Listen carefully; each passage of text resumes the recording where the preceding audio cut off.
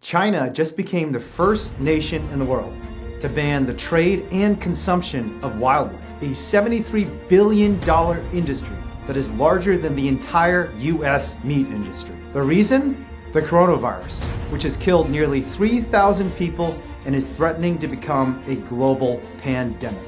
The virus came from a meat market in Wuhan, China, and the government is now taking this action to stop the spread of the disease. But is it too little and too late? As someone who is facing decades in prison for exposing the cruelty and disease in meat farms, I have a message for the Chinese government. We have to take on the entire meat industry before it kills us all. The millions of animals killed in Chinese wild animal markets live in diseased and crowded conditions.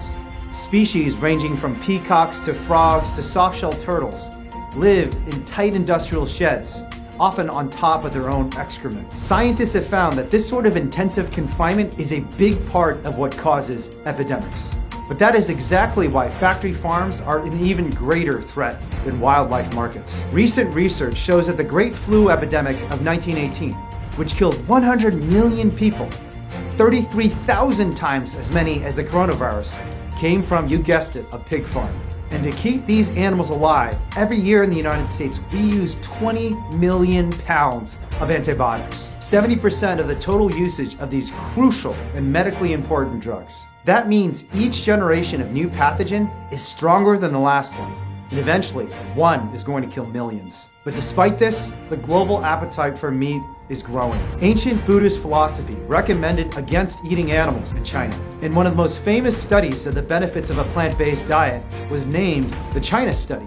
But while millions of Chinese Buddhists remain committed to a life of compassion, many others have been influenced by the West. And meat consumption is skyrocketing in China. When you start to realize that every chicken nugget is like a ticking time bomb, you start seeing the meat industry as not just a threat to our dietary health, but an existential threat to human civilization. And yet the Chinese government, like the US government, has done almost nothing to solve the problem. Worse yet, our governments have been actively subsidizing these abusive industries. The World Health Organization is warning us that the day is coming soon when an ordinary scratch on a child's knee will become deadly. Yet even progressive politicians support sending billions of your taxpayer dollars to prop up these abusive industries. But if the Chinese people can successfully pressure their government to ban the wildlife trade, then we here in the United States can convince and pressure our politicians to finally take on factory farms. If you support government action to challenge Big Ag instead of subsidize it, then sign to show your support today. With your help, we can make the fight against factory farms a national political priority.